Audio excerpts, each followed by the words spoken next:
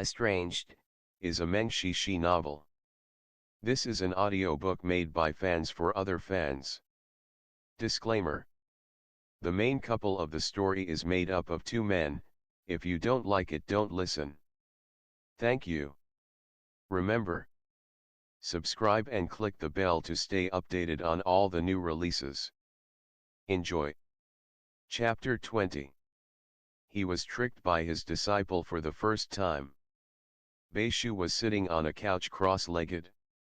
Zhongmu was standing on one knee by the couch, supporting Beishu's leg and looking up at him. Beishu was also looking at him. Their breaths intertwined in a candle light. The golden glass bead staff was leaned to the wall on the side, spreading brilliant moon-like shine. Their relationship was ambiguous enough to make Changming raise his eyebrows. But then, Zhongmu placed his hand on the back of Beishu's neck and gently caressed it. Beishu felt comfortable and closed his eyes. But at that moment, Zhongmu's tongue suddenly stretched out and entered Beishu's mouth. Beishu abruptly opened his eyes, started struggling subconsciously, and hit Zhongmu's shoulder with his palm. But this strike was like a stone dropped into the sea, raising no waves, and Zhongmu didn't move at the slightest. On the contrary, Beishu lost his chance to flee for his life. His body trembled, he whimpered, but didn't manage to escape Zhongmu. At this moment, Zhongmu opened his mouth to an almost impossible angle, swallowing Beishu's lips and half of his cheek, just like a young man eager to express his love to his sweetheart, burning with impatience. This scene was truly bizarre and dreadful. Beishu continued to struggle with the last of his powers and shivered violently, but after some time he gradually stopped. Zhongmu let him go, and the body fell on the couch softly.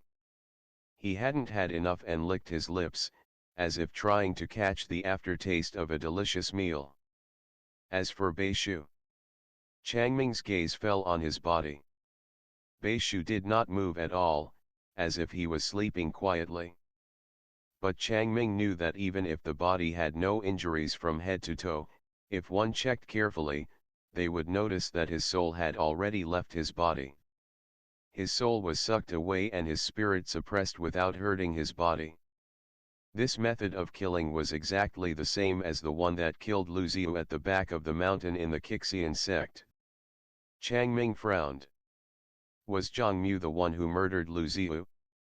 That couldn't be right. To win Beishu's trust, Zhongmai must have spent much time by his side, so the timeline was wrong. Yunhai, who was standing beside Changming, took his hand and wrote a few words on his palm again. Isn't it beautiful? Changming raised his eyes and asked a silent question. Yunhai smiled at him teasingly, thinking of something funny. In a moment, he lifted the muting seal on Changming and snapped his fingers, turning towards the flowers and trees in the garden. With a bang, the world around him seemed to break into pieces. This click of his fingers lighted off a cluster of fireworks that soon ignited. Yunhai simply grabbed Changming and threw him into Beishu's house. Go! Yunhai's unrestrained laughter was ringing in Changming's ears. The latter saw Zhongmu suddenly raise his hand and stare at him with his vicious blood-red eyes, like a beast looking at its prey. Giving him no time to consider his options, his enemy moved, rushing at Changming like a strong wind. In the blink of an eye, Changming picked up something next to him and quickly retreated, raising his sleeve. A light sleeve and nearly non-existent cultivation, a mantis trying to stop a chariot indeed. Zhongmu sneered.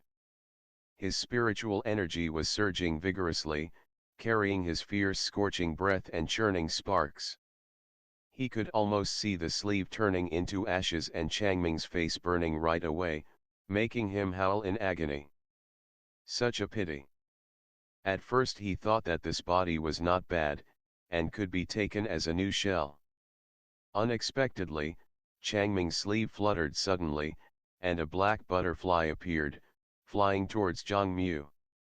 The butterfly was gracefully and excitedly flapping its giant bright wings, not the least bit intimidating. Zhang frowned and waved his hand to sweep it. Who knew that when his hand touched the butterfly, one butterfly would turn into 10, and 10 would turn into 100. They surrounded him, and the more he fought, the more butterflies appeared. But it was too late for Changming to run, as the guards of the 7-star platform had long since heard the movements and rushed to stop him. None of the cultivators who came to the 7-star platform could sleep peacefully under such circumstances, pretending to be ignorant. After hearing the noise, many people ran to the scene one after another. But they were just watching from the sidelines and did not intend to intervene. Yunhai was nowhere to be found.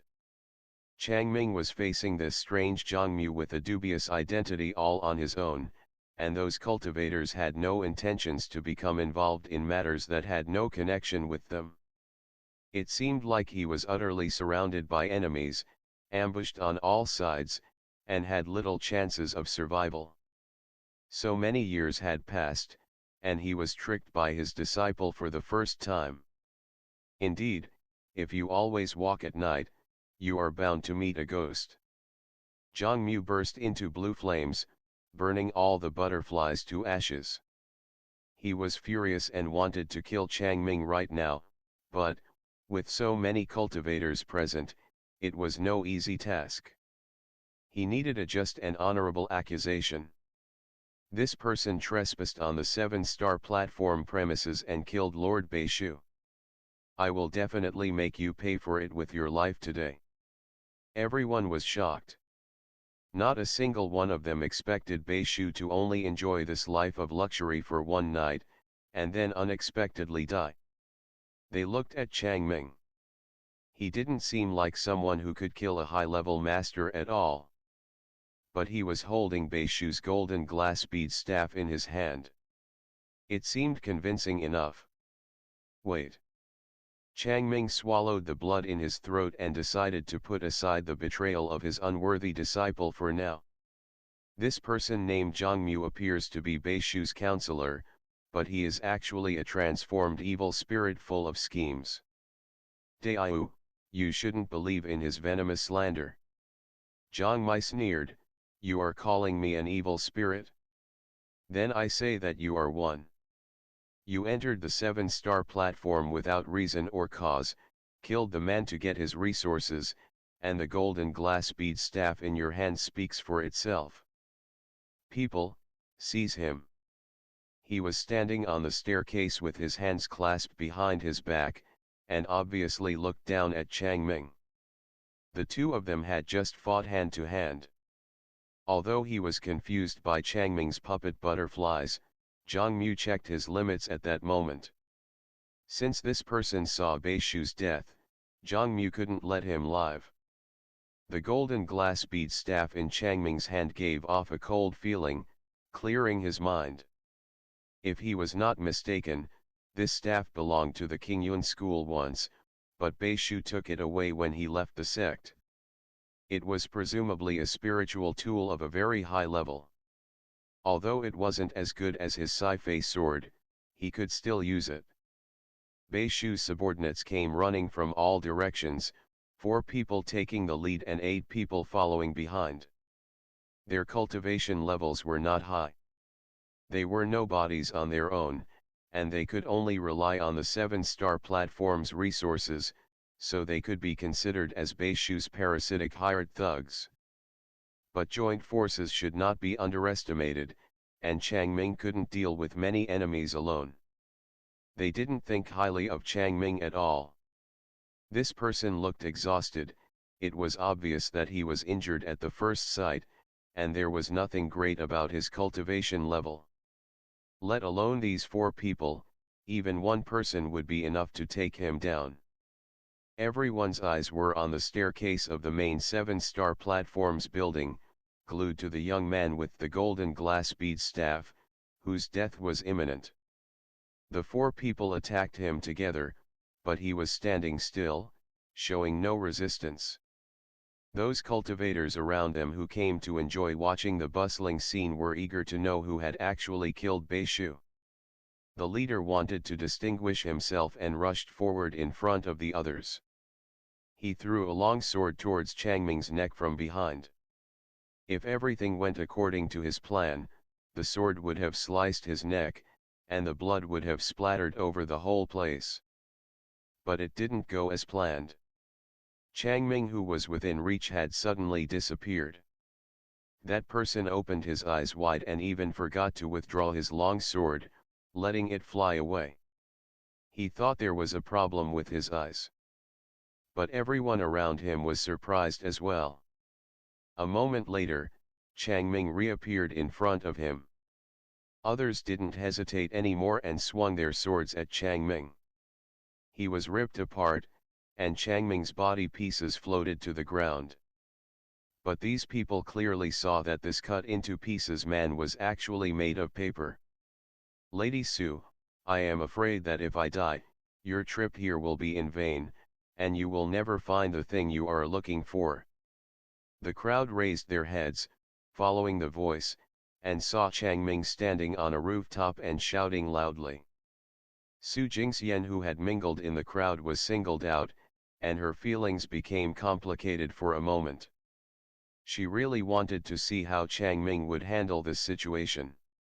As she saw it, he could only die. It would be fine if Changming died, as Su Jingxian didn't care about it too much, but she did care about the Yangzhen grass. He was certainly omitting some details, and could she really find it by herself? The situation in the 9 layers of the abyss was complicated and even plunged into crisis. No matter humans or demons, everyone had their own axe to grind. Even if she had a lot of techniques, 4 hands are still better than 2 fists, and it would be different if she had Changming. But becoming the 7-star platform's enemy. In the blink of an eye, Su Jingxian weighed the advantages and disadvantages of this decision, and finally sighed in sorrow. She floated into the air and landed near Changming. Changming raised his eyes to her and joked, "The lady is loyal to her companions, aren't we friends who go through difficult times together now? Who wants to go through difficult times together with you?" Su Jingxian was looking down on the crowd, her heart full of disgust. They were completely surrounded. Even if they were given wings, they wouldn't have been able to fly away. Those cultivators who had come to the banquet were unrelated to the 2 of them, so there was no way they would offer a helping hand just because Su Jingxian and Changming wanted to escape this crisis. She started to regret her decision. "Daiyuzhang, I am Su Jingxian, the master of Jiangxia clan's Lingbo Peak. This person is my friend. He is injured and has no strength to kill a great master like Beishu. Please, Your Excellency, for my sake, wait for a bit without making judgments until the truth is revealed." Su Jingxian deliberately didn't lower her voice. She still had the imposing manner of a peak master. It's just that there was no use in mentioning the Jiangxia clan here at all. Zhang Mu's expression didn't waver. He looked at them gloomily, stopped his eyes on Changming and raised his hands without saying a word. Su Jingxian thought, that is bad. Sure enough, their opponents' raised wrists suddenly lowered. This was a command to attack. Like bees pressing forward in swarms, the crowd rushed to them. "You're going to send me to an early grave." Su Jingxian sighed. Even if she had the cultivation of a master, under the siege of so many people, she might not be able to get away without getting heavily injured herself, let alone rescuing Changming.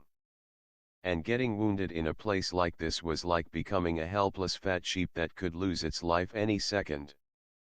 Because of the Jiangxia clan's habits of murdering, plundering, and taking people as furnaces, Su Jingxian had a deep understanding of human nature.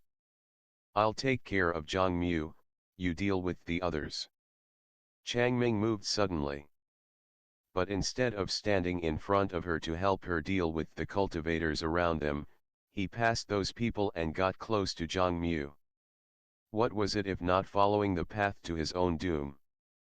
It was already too late for Su Jingxian to stop him, and she started fighting the cultivators with her thin silk, helping Chang Ming to distract them while he was taking care of Zhang Mu.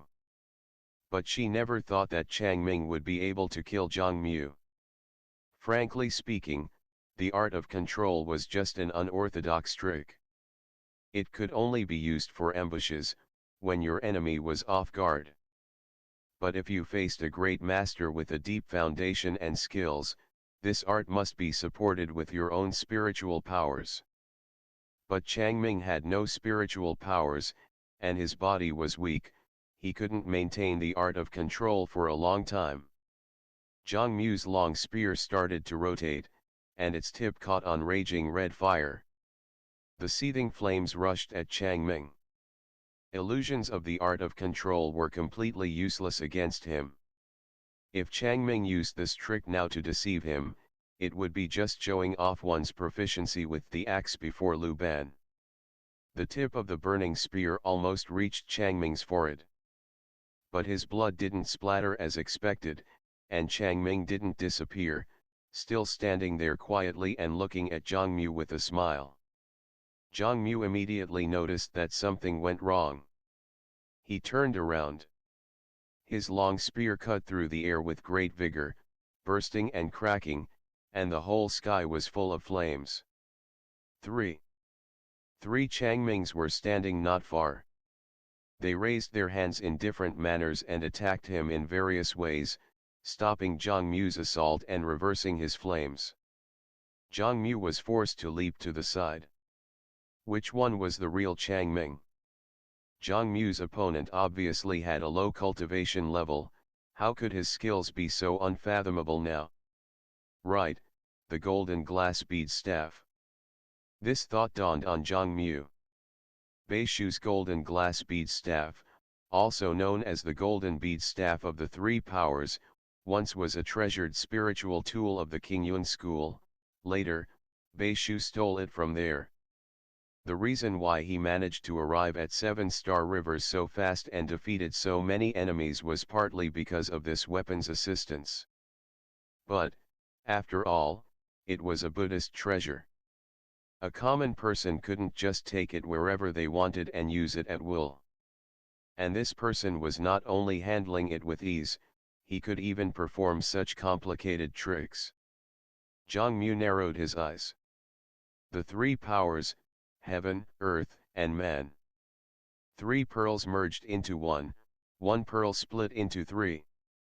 The heaven pearl and the earth pearl complemented each other, and only the human pearl was a bit lacking strength. The one that had the weakest rays, the one that was flickering vaguely. It is you. Zhang Mu showed a bloodthirsty smile and threw his long spear over. End of the chapter. Stay tuned for more BL.